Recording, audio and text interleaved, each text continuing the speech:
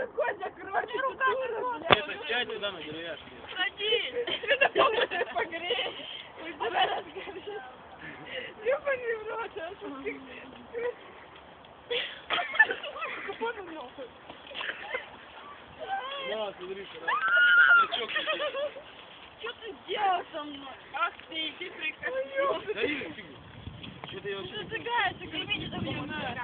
Сейчас, не знаю. Я понял, что я курил. Тихо, тихо, тихо, тихо. Что, жизнь, да? Идите, тебя.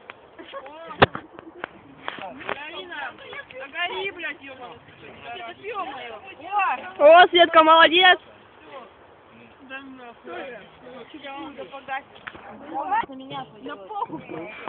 Все, пиздец костру. Нет. Да ты что-нибудь, ты... Да, такая хуйня. Где-то надо по новой истории учить, как костырь. Да. Никуда, никуда, ведь ничего не хуй. Ну-ка, Света, вспоминай убежать. Как костер разбирает. А я Да все уже, пиздец. блядь. А еще что? Плохо разговаривать с писем было, нет. Да ты горишь, нахуй можно горишь, моя свеча. Свеча горела. Гори, Я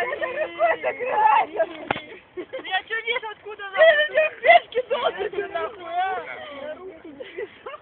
Ох, как оно, да, что-то? Это как-то не то, да? О, глянь, бревно-то плавится.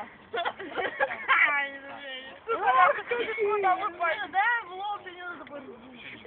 Это пикировка какая-то беспонтовая. Знаете, ты надо беспонтовая. Ой, ты что-то, блин, заебала.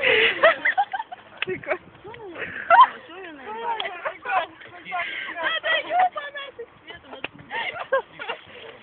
Не, ну это не вариант. Давайте чуть-чуть посидим. Чего вы прям сказали домой?